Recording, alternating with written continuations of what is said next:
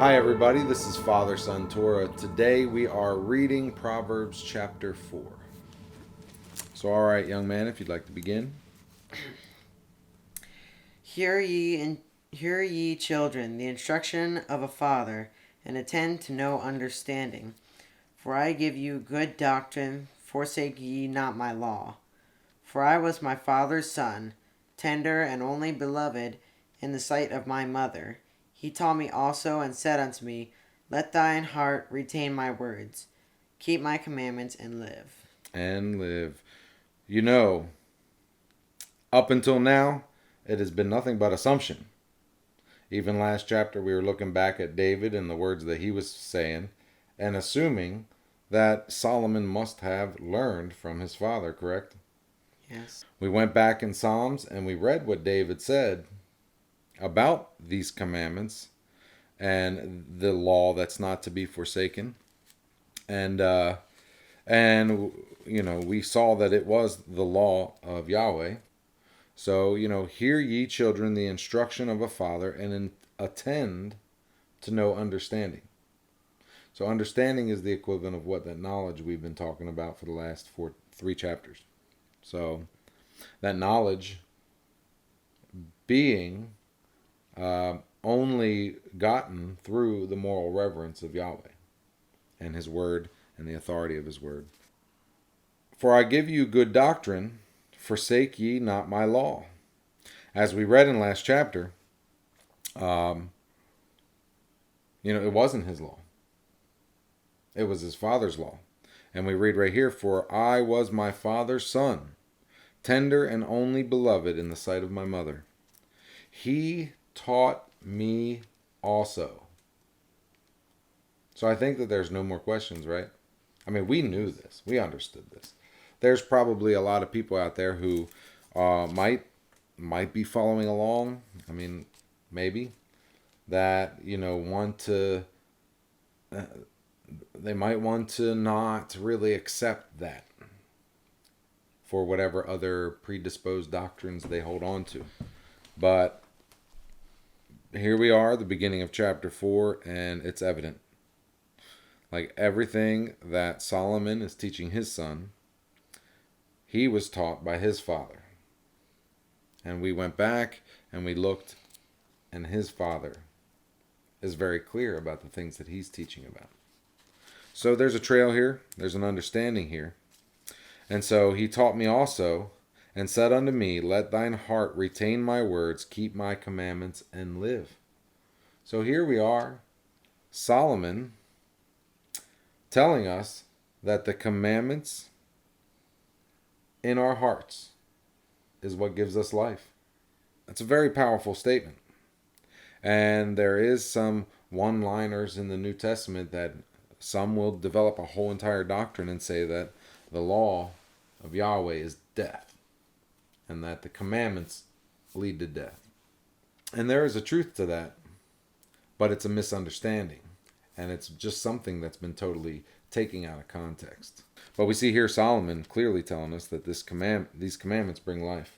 We've read, let our heart keep the commandments, write them on the tables of our heart. Let thine heart retain my words, keep my commandments, so that we may live.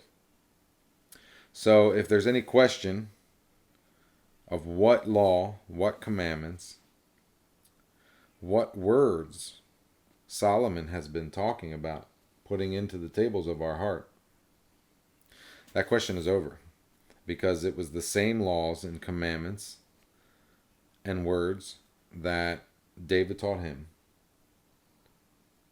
And we know what those words were and whose law that was and whose commandments those were. So let that matter be settled. By the mouth of 2 or 3 witnesses shall matter be established. Not only did we have 3 witnesses, but a final foreclosure that this is exactly what he's talking about.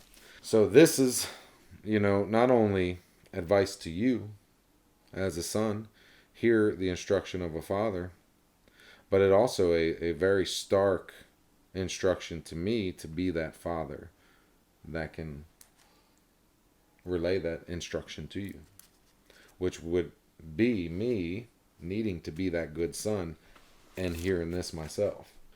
So, very powerful, just 4 verses in, and all the presumption that we've been carrying through the last 3 chapters is now, without a shadow of a doubt, established.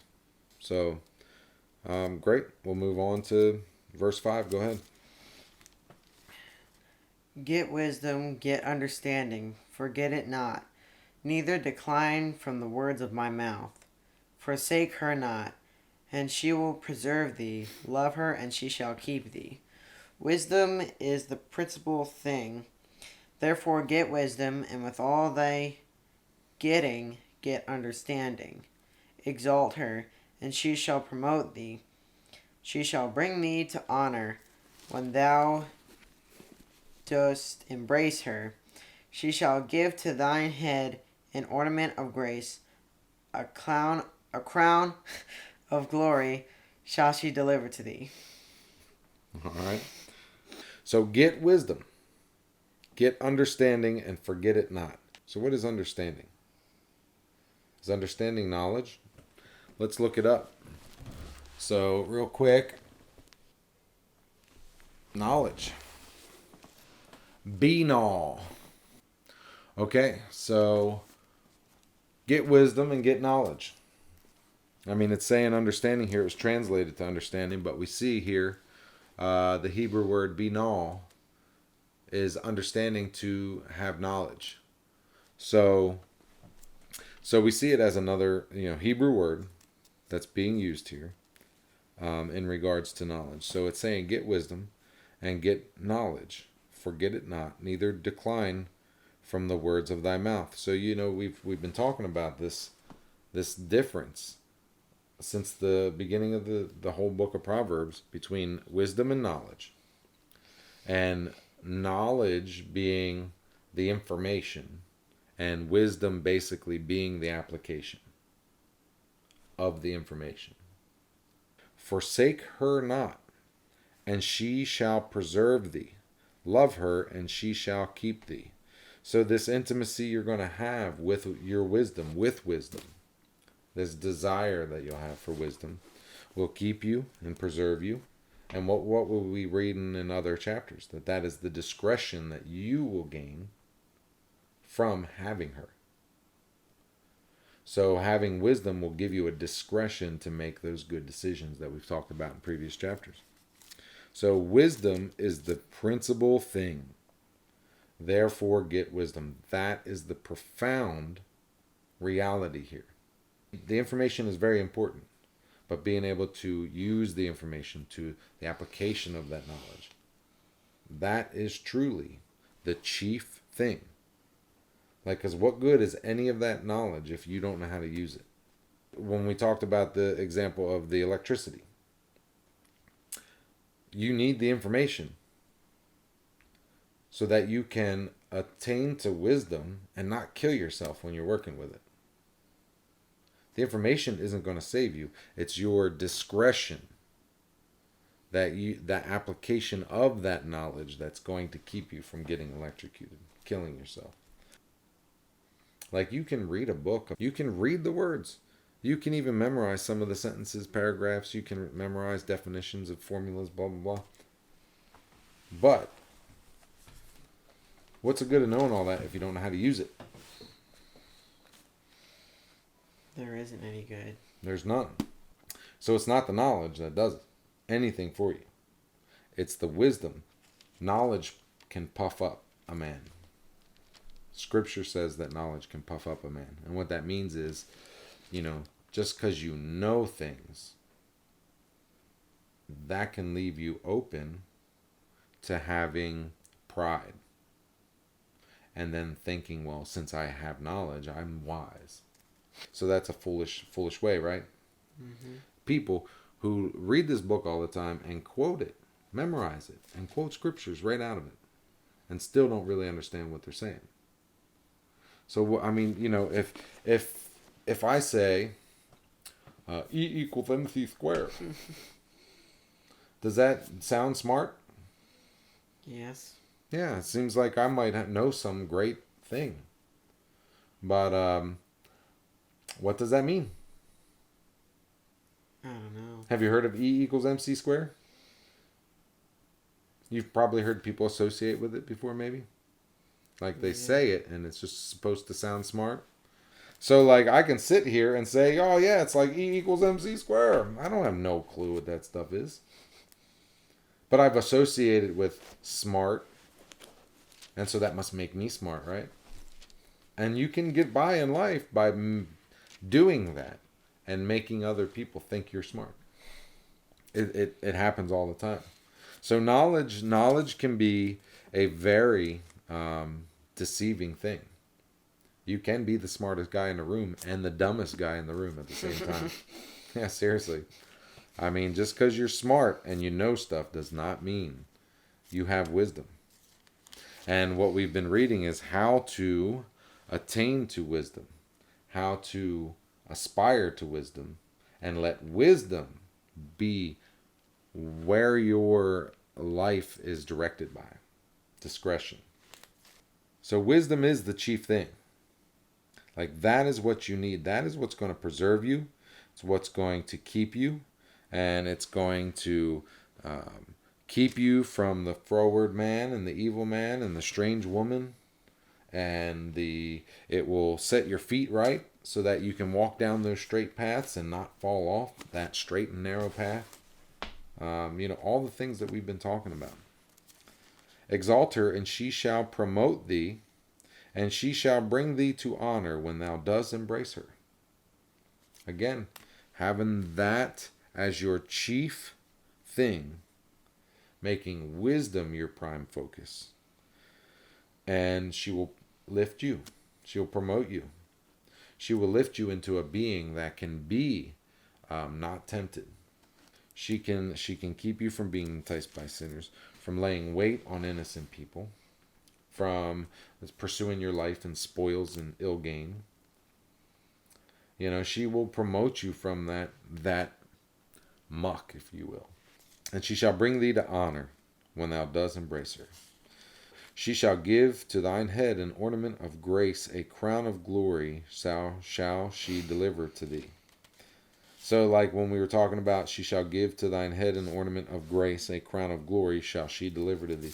We've talked about that, I think it was back in chapter 1, about how the crown of grace, when it was talking about honoring the commandments of your father and the law of your mother.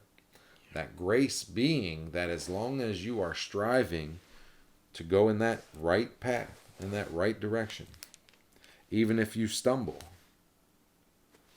it's okay. Because you're getting up, and it's just already a given that you're going to get up and keep going forward.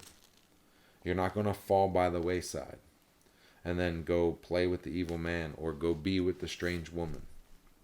You're going to still be pursuing the commandments, the law of the Lord that's perfect, that's converting your soul. The testimony of the Lord that makes wise the simple. And going back to David, we see that all of them believe that the law of the Father, the law of Yahweh, is where we find that wisdom. It's where we know what's right and what's wrong. We know not to do this and to do that. Paul says in Romans 3, verse 31, he says, do we make void the law through faith? Meaning that if we have faith in Yeshua, Jesus Christ, what other people would call him, when we have faith in him, a lot of people believe that we don't need the law anymore. Well, Paul asked the question, do we make void the law through faith? God forbid. That's his answer. God forbid. Do not make void the law through faith. Yea, we establish the law. So is establishing the law doing away with it? No. That's been done away with. It is the thing that makes wise the simple. And so if wisdom is the principal thing, therefore get wisdom, then how do we want to make wise the simple? How do we want to enlighten our eyes? How do we want to convert our soul? Through the commandments, the statutes, the judgments, and even the ordinances of Yahweh. Which he did a great favor for us. And he came down to Moses and said, hey, Moses, I'm tired of you guys just winging it. Every time I got to come down here and teach you guys this over and over and over. And every once in a while, it just gets ridiculous. We're going to write this down. Moses, write it down. And that's what Moses did.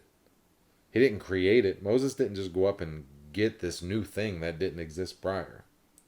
There's hundreds of examples of it already existing before Moses even comes. The whole entire chapter of Genesis is loaded with examples of the patriarchs and everybody else being very aware that there's the commandments, statutes, and judgments of the Father.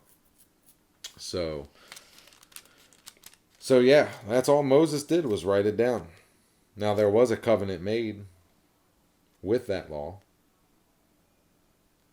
And that covenant was that it was written in stone and that we were to follow it. Which we failed. Absolutely. But the new covenant is that now we're supposed to write it in our hearts. We're supposed to, what does it say here? Let thine heart retain these words.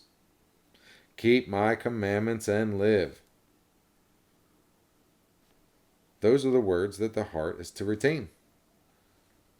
Keep the commandments and live. It's not hard. So, verse 10. Hear, O my son, and receive my sayings, and the ears of thy life shall be many. I have taught thee in the way of wisdom. I have led thee in right paths. When thou goest, thy steps shall not be strained. And when thou runnest, thou shalt not stumble. Thou fast hold of instruction. Let her not go. Keep her, for she is thy life. Enter not into the path of the wicked, and go not in the way of evil men. Avoid it, pass not by. Turn from it and pass away. For they sleep not, except they have done mischief, and their sleep is taken away, unless they cause some to fall. For they eat the bread of wickedness, and drink the wine of violence. But the path of the just is as the shining light, and shineth more and more unto the perfect day. Go ahead and read one more, and then we'll stop and talk about that. The way of the wicked is as darkness. They know not at what they stumble. So, we see this, and a lot of this is kind of a review of what we've been reading. Again, it seems like everything right now in chapter 4 is a review of what we've read in the first 3 chapters. Hear, O my son, and receive my sayings. Again, he's talking to his son, right? Yep. And the years of thy life shall be many. We just read that David taught Solomon to let the heart retain the words, keep my commandments and live. And so now we see Solomon telling his son that if he receives these words, these sayings, that his years of thy life shall be many. Long life. Everybody in modern Christianity is fixated on death. It doesn't matter what we do when we're alive. It's what we do when, it's how we die or where we go when we die. Everybody's worried about where we go when we die. Now, if there's a big fluffy place with big fluffy cotton candy clouds and big pearly gates and everybody floats around and plays harps all day long, which is just a guitar, so that's kind of fun. That could be a fun eternal existence. Mm-hmm. But if that is where we go, I'm not understanding personally how so many have just denounced where we are now. Especially those people who have children. What do I do? If I die and I go up to fluffy cotton candy clouds, and you're stuck here in this violent, corrupt, evil world that, that's what everybody portrays it as. Violence corrupted. The devil walks among us and makes us do bad things, and nobody's accountable. Nobody takes accountability for the violence. What do we read? I know I'm skipping ahead here, but the violence and the wickedness. Nobody takes account.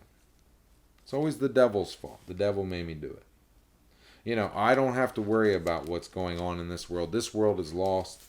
I'm going to cotton candy heaven. I'm going to go float on cotton candy clouds. And, sorry about your luck, basically. I mean, I'm not sure what that's all about. But it's mind-blowing.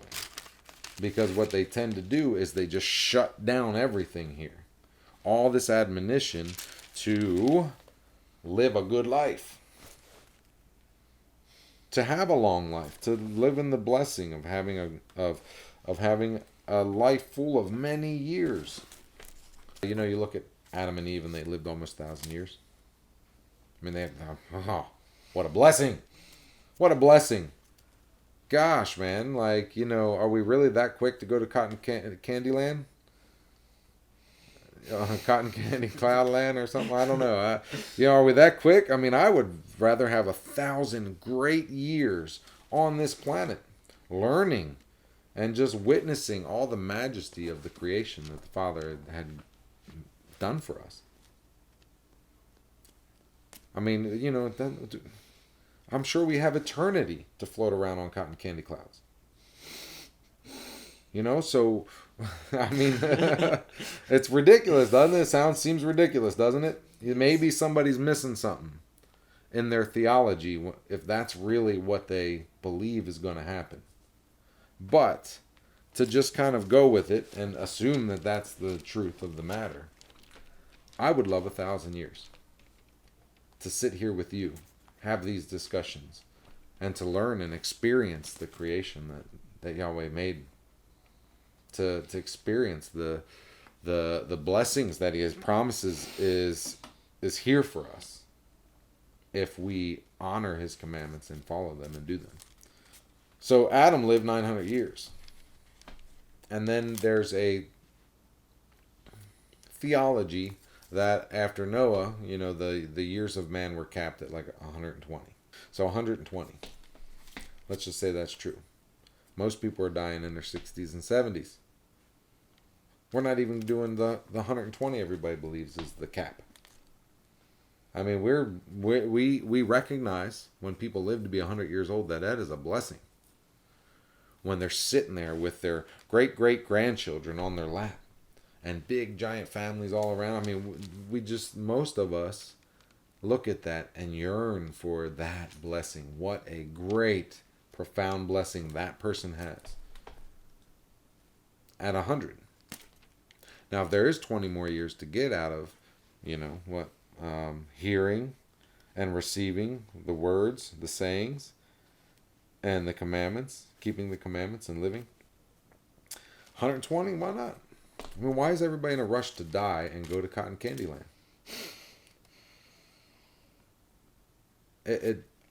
I don't know.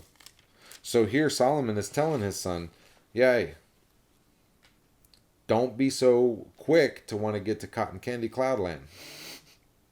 He's saying, hear, my son, the commandments of the Lord, write them on your heart, have the moral reverence of Yahweh, so that you can begin in the proper path of knowledge, so that you can attain to wisdom, so that you can have the discretion to make good decisions and live. So that your life can be long, without violence, without corruption, without the curses of living in sin. Sounds like great advice, isn't it? Mm-hmm. So it confuses me when we hear the doctrine in modern theology that none of that matters. It's all about Cotton Candy Cloud Land. I mean, I keep saying that. It just sounds, that's how ridiculous it is. This heaven that everybody has created that is the reason why we don't have to worry about this stuff anymore. I mean, don't get me wrong. Scripture talks about heaven. We know that. Scripture talks about the kingdom of heaven. It talks about the sun and moon being placed in the heavens. It talks about Yeshua ascending into the heavens. It talks about eventually something's going to descend down from the heavens. In the Our Father prayer that Yeshua says is the template of a good prayer. Like, so Our Father, which art in heaven, is he in cotton candy land? Or is he in the heavens that the Bible talks about throughout the whole entire book? He's in the heaven. heaven. He's in the heavens. Our Father who art in heaven. When we go outside and look up into those heavens, is there another heaven? Is there a spiritual world heaven that's filled with cotton candy clouds? No. I mean, that's the question. So we have the heavens. Talks about the sun and the moon and the stars being placed in the heavens, in the firmament of the heavens. So, and it says that when Yeshua ascended, that they watched him as he just kept going and kept going until they couldn't see him anymore. Did he go to cotton candy cloudland? Or did he go into the heavens? He went into the heavens. Yeah, so Our Father, which art in heaven, hallowed be thy name. Thy kingdom come. So this kingdom is coming. Thy will be done in earth as it is in heaven. Where are we living? In earth. In earth. Here we see Solomon. That our lives here will be enriched. I mean, we're all going to die. That's a given. Do we want to live crappy lives on some grim hope that maybe we're not going to be the people who were the idiots who said they believed in Yeshua? Matthew chapter 7. We're ministering in his name, quoting scripture all over the place. And then, let's actually just go there real quick and read that. So Christ says here in verse 21. So we're in Matthew chapter 7, verse 21 to 23. And, and look at that right before he talks about a wise man and a fool building his house on a rock or building his house on the sand. So now, context, anybody? We've already discussed that back in chapter 2? Yeah. So, here we see in verse 21, not everyone that says unto me, Lord, Lord, shall enter the kingdom of heaven, but he that doeth the will of my Father which is in heaven. Heaven up there or cotton candy land? Heaven. Heaven up there. I hope. I'd be really sorry if I'm wrong and I'm supposed to be like setting my eggs in order to get to cotton candy land and I'm not spending any time doing that. But, so, and then Our Father which art in heaven, hallowed be thy name, thy kingdom come. Thy will be done. So his will be done. His kingdom will come. His will be done on earth as it is in heaven. So here we see, not every one that saith unto me, Lord, Lord, shall enter into the kingdom of heaven, but he that doeth the will of my Father. What is the will of the Father? To keep his commandments, to love him and keep his commandments. Many will say unto me in that day, Lord, Lord, have we not ministered in your name, and in thy name cast out devils, and in thy name done many wonderful works? And then will I profess unto them, I never knew you. So Yeshua is going to tell these people who are preaching in his name, ministering in his name, and Yeshua will profess unto them, I never knew you.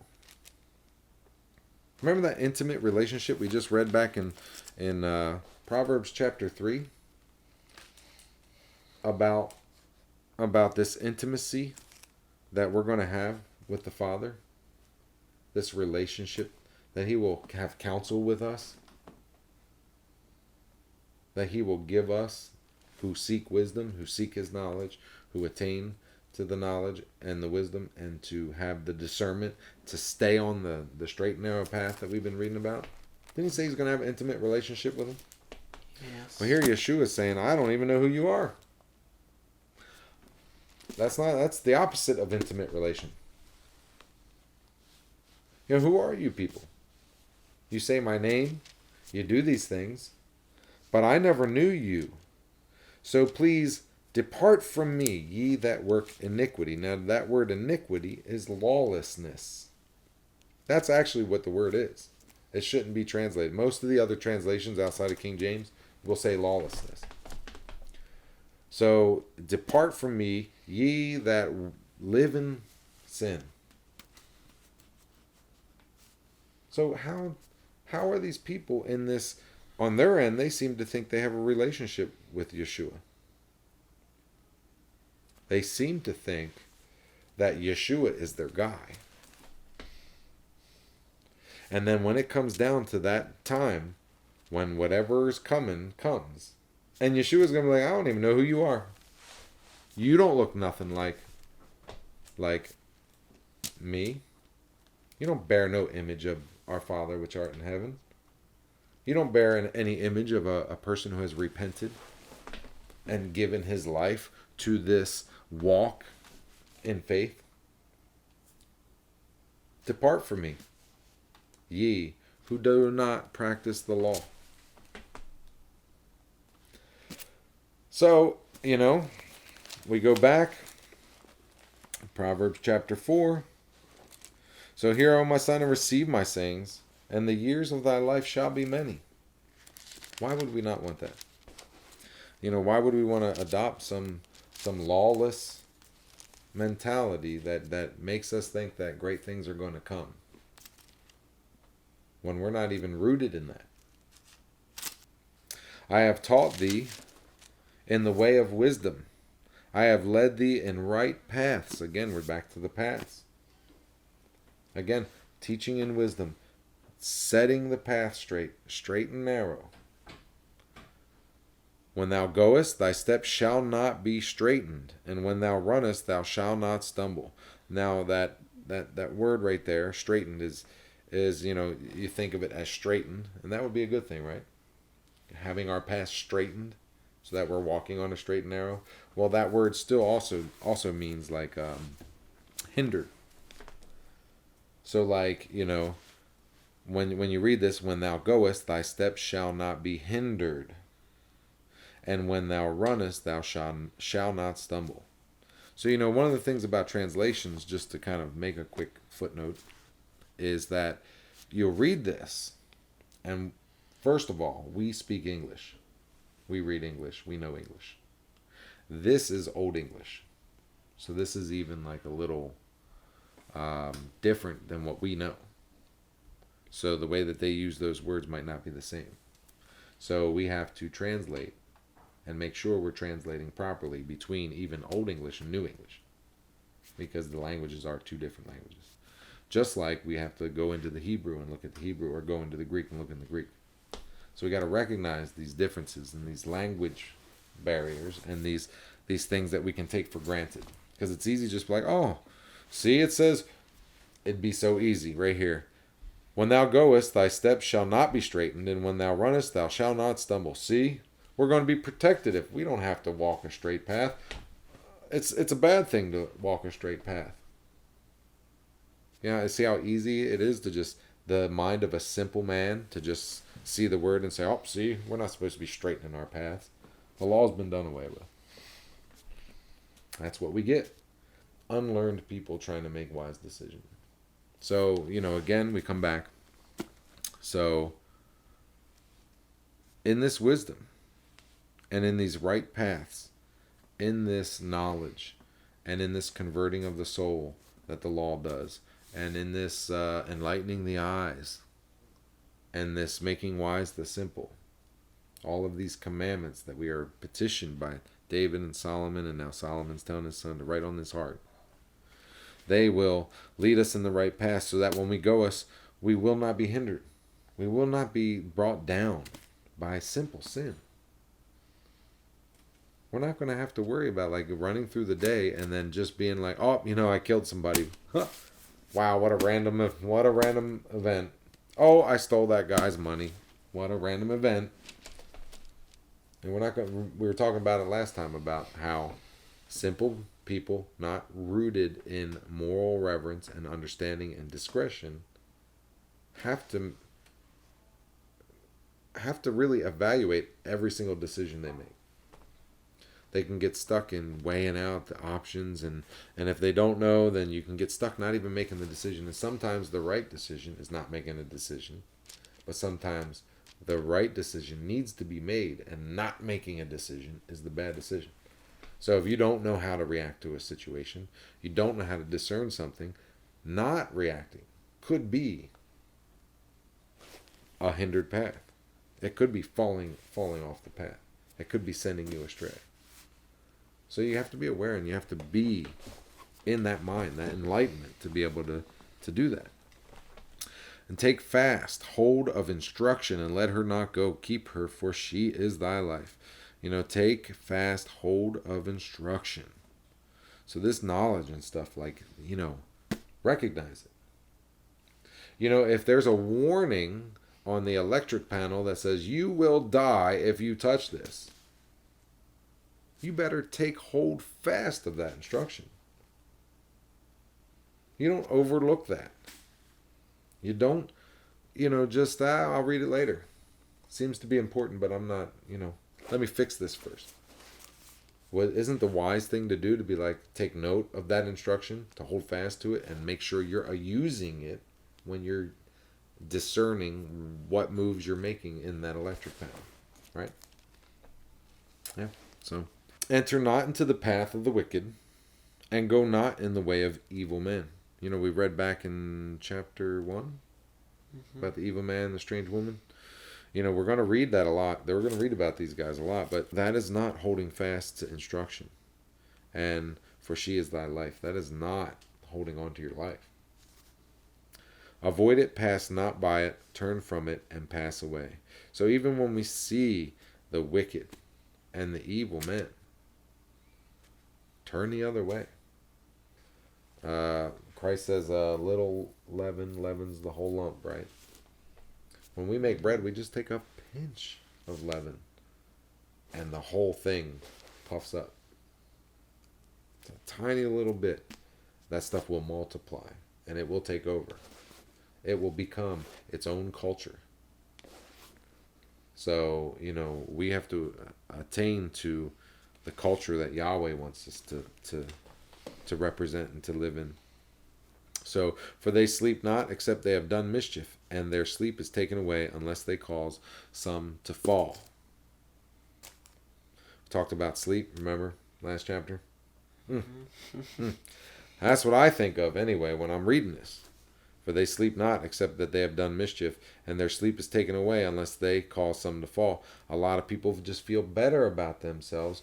If they sin, and they have that, they're dealing with that problem of not being able to sleep at night, or they're too busy plotting their next evil thing in the darkness of night, and they're not sleeping. But their sleep is taken away unless they cause some to fall. If one person's doing it and everybody else is following it, then it can't be bad, right? Democracy. It's the voice of democracy. Majority rules. Well, the majority of the people have chosen this, so it must be good. Our whole entire man's law is centered around that. Strength in numbers. Well, if enough people believe it, then it's something that we can do, and it's okay. Morality is only as strong as those who believe in it. And so if I'm doing something evil, and I can get you to do something evil, well, everybody's doing it now. It's a normal thing. It's not evil. So now I can sleep at night. That's what I think of when I'm reading this. Unless they can get everybody to follow them and live like that, then they can sleep at night. Must be true. They can fully deceive themselves into thinking it's good, that they're living in righteousness. But for they eat the bread of wickedness and drank the wine of violence. Wasn't that those people back in Hosea that we read? They were a violent people. They were wicked, breaking out, stealing, committing adultery, all that. So, but then wouldn't those be the people that Yeshua says, I never knew you. Depart from me, ye that work iniquity, lawlessness. Wouldn't those be the, in your mind, don't you think those would be the kind of people that would be like, well, you believed in me and you live like that? Seems right, right? It's probably who Yeshua was talking to when he said that. Those kind of people. He apparently probably has the same controversy with people that his Father in heaven has with people. Their behavior. Depart from me, I never knew you. Depart from me, ye that doesn't follow the law. Man, I'm telling you, man, that's like some serious stuff. For everybody to just be like, we don't have to believe in that stuff anymore. I mean, to take that stance and just have a clear conscience about it, man, you're really dismissing some powerful testimony from Yeshua himself. So, but the path of the just is as the shining light that shineth more and more unto the perfect day. The way of the wicked is as darkness, they know not at what they stumble. So you ever walk through the house at night in the dark? And you're just kind of walking through and then you just stub your toe on something and you're almost tears in your eyes crying. You ever have that happen? No. Well, not really. you lucky guy. if there's litter and there's trash everywhere and you're trying to walk through somewhere at night, you don't know what you're tripping over. Got to turn the light on, right? To see the trash that's laying around that's causing you to stumble. But the path of the just is as a shining light. So the path of the just is turning on the light, seeing all the trash, and not stepping in it. What does it say? Avoiding it, passing by it, turning from it. To not enter into the path that's going to to have you walk in all that trash or all those stumbling blocks that are laying all over in a dark room. So let's continue on. Let's go ahead and read through the rest of the chapter and we'll close it up. My son, attend to my words, incline thine ear unto my sayings. Let them not depart from thine eyes, keep them in the midst of thine heart. For they are life unto those that find them, and health to all their flesh. Keep thy heart with all diligence, for out of it are the issues of life. Put away from thee a froward mouth, and perverse lips put far from thee. Let thine eyes look right on, and let thine eyelids look straight before thee. Ponder the path of thy feet. Let all the ways be established. Turn not to the right hand nor to the left. Remove thy foot from evil. Yeah. So, when we sit and we can look at, the warnings, like beware of these people and don't be like those people, and, notice the way that these people behave. He's teaching his son how to discern his character, his own character. And so that's what we're reading here. My son, attend to my words. Incline thy ear to my sayings. Like to hear this stuff. Let them not depart from thine eyes. Keep them in the midst of thine heart. What is to be written on our hearts? The commandments. The commandments. Keep them in the midst of thine heart, for they are life unto those that find them. But the wages of sin are death. Okay? Now sin, we know, is the transgression of Yahweh's law. 1 John 3:4. So let these sayings, the commandments, keep them in your heart and let them not depart from thy eyes. They are life unto those that find them, and health to their flesh, to their bodies. How do you think you get to live to be 120 years old or 100? You have to have a healthy body. You will not live to be 100 years old if you are not healthy. The quality of your life as an old person is a merit of your wisdom. Doesn't matter how much you know. I mean, by the time you're 80 years old, you have learned a lot. How have you applied it to your life? What is the wisdom that you're living in? The one that gives you life, gives you health, that gives you a quality of life here. Because that's a lot of what this is. I mean, we're all going to die. That's a given. What kind of quality of life do you want to live? What kind of quality of life do you want to give to your children? That's, what's important. And obviously, there's just not a strong value in any of that in our entire modern culture. From the government to the people. The whole structure has been set up in consumption and in, just some instant entitlement and gratification. So whether that was by design or whether that's just the nature of living in that fleshly mindset that brings us this way. Where now, we have a health ministry within our government that promotes McDonald's as a solid food choice. And then hinders healthy, fresh food off of local farms under heavy scrutiny and regulation. You've got all of these branches of government who are just not producing fruit with their law, with their commandments, with their statutes, with their wisdom. You see what I'm comparing there? The judgments of this book versus the judgments of man's wisdom. So, but again, flesh, health to our flesh. Keep thy heart with all diligence, for out of it are the issues of life. Remember, I'm alluding to this idea. We're going to be talking about this soon. The law written on your heart, the circumcision of your heart, the tending of your heart. Again, we can keep going to Yeshua about this, but he says it's not what goes into a man that defiles a man. When Yahweh made pig, was it good? Did he not sit back and observe his creation and say, it is good? Yeah. Yes. Yeah. Swine has a purpose. When he created them, nonetheless, it was good. They're not bad. Pigs are not bad.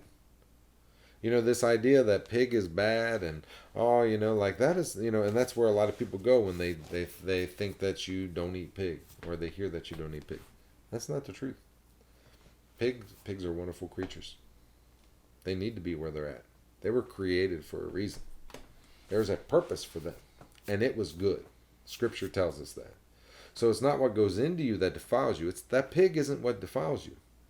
That pig had a purpose. That pig has a design. It's got a job to do. So it's not what defiles you. It's what comes out of your heart that defiles you. That's what Yeshua says. And what comes out of your heart? If you have the law written on your heart. The law. The law. So then you wouldn't eat pig. So it's not the pig that's going into it. It's the fact that you are so disobedient. Or that you don't have reverence. Or that you don't care. So it isn't the pig that defiles you. It's you having disobedience. Rejecting truth. Rejecting knowledge. I mean, if you don't know what can defile you or what, will not give health to your body because you didn't, morally revere Yahweh and keep his commandments and write them on your heart, then what comes out of your heart is not going to be following the commandments. Keep thy heart with all diligence, for out of it are the issues of life. So it's not what goes into a man that defiles man, it's what comes out of his heart. And are all the issues of life. So the issues of life, I mean, whether you're dealing with diet or you're dealing with, work or rest or worship or learning or any of the issues of life. Raising children, making money, properly tending to your money, your herd, your flocks, your business, whatever it is. How you have this bridled is how you're going to behave in all things in life. And again, what do we keep reading? What's supposed to go there? The law, the commandments, the statutes, the judgments, those things that convert your soul, Open your eyes. Make wise the simple. And the things that endure forever. So put away from thee a froward mouth and perverse lips. Put far above thee. Now this word froward is the deceitful mouth. The perverse lips. Same thing that we've been looking at in these words. Perversity, fraud. And one of the biggest and most easiest things that begins that path of falling down, of having that kind of a mouth, is that you got to lie to yourself first. You got to convince yourself that all of this wisdom is not. It's been done away with. Wisdom doesn't endure forever. It's more about the issues, not the principles. For out of it are the issues of life. And then that's where, nailing, keep thy heart with diligence. Principle. Because a principle can rule an issue. So principles and issues, this is actually a very interesting thing. Issues are like, I have a problem and I have no money. Or I need to fix my car. Or I'm having, a health issue or something. It can be anything. Principles, the diligent heart, principles are the guiding wisdom, basically, are the guiding rules that you have within your character. Like, so you don't steal, right? So it doesn't matter if the issue is that you don't have money, or the issue is that you want something really bad, or the issue is that, your cow's sick and you need to go get something with money. If the principle is thou shalt not steal, it doesn't matter what the issue is. You won't have to worry about your foot falling from the path, from your froward mouth and perverse lips. When you sit and you lie to yourself, well, it's okay. I justify it this time. I won't do it again next time. However it is. You have to stop lying to yourself. You have to stop perverting truth and fraudulently committing yourself to perversity. So let thine eyes look right on, and let thine eyelids look straight before thee. Ponder the path of thy feet, and let all the ways be established. So think about where you're going. Keep going. Don't wander. Don't wander around. Don't wander in your thought. Like, well, what if it's okay to steal in some situations? Maybe if I'm really hungry, it might be okay. Chances are you don't have to steal. Chances are you can go to your neighbor. And if everybody's living in a loving, kind way to each other, you'll never have to steal if you're hungry. That whole dynamic of loving your neighbor and not being the cause of their calamity, and not being not putting them off. So it's a temptation. It's a path to fall in. You can fall off the straight and narrow path. But, the diligent heart will be able to keep you in these things. The stuff that you have done with your heart, the circumcision, the writing of the law and the commandments on your heart. They will have the ability to keep you. So no matter what the issue is, you'll be able to make the right decisions, and you won't wander. You won't look to the left or to the right. You will look straight ahead. You will ponder the path of your feet, and your way will be established. You will never be uncertain in what to do. If you're, in a situation where you think the option of stealing is probably okay, you're not right. You're not definitely dealing with this. You're just living in the moment. You're not rooted in a moral reverence of Yahweh. You're not rooted in knowledge. You don't have the wisdom of sound discretion. Is that all that making sense? Yes. So, then you're not going to be able to stay on the straight and narrow path. Ponder the path of thy feet, and let all thy ways be established. Turn not to the right hand nor to the left hand. Remove thy foot from evil. Don't do it. It's that simple. Isn't that the bottom line? Like when you get to the very last verse of the chapter, it's that simple. Just don't do it. Like, oh my God, making wise the simple. Sometimes the revelation is just simple. Don't do it. How smart do you actually have to be? How much knowledge do you really have to have wisdom? You never know what's going to happen. Any issue can come your way. But you still got to be in the right path. You've got to have that wisdom. It's going to direct all your ways. It's going to keep you and preserve you, give you health to your flesh. It's going to give you sound judgment and discernment. It's going to keep you from those paths that are bad, that will cause you calamity and despair. That will lead you into the point where Yahweh has a controversy with you, that he is just going to forget your children and be done with you. I'm done. I never knew you. I mean, that's powerful. Because they have forgotten my law, I forgot his children. I forget their children. I'm done. I will turn everything that they have to shame. And then when they say, but Yahweh, but Yeshua, I will say unto them, I never knew you. Depart from me, ye that work lawlessness. All of this, all together. So that's chapter 4. We'll call that a day. And until next time, we hope you enjoyed today's reading of chapter 4. And I hope that you can join us next time. So for now, this is Father, Son, Torah. Yah bless.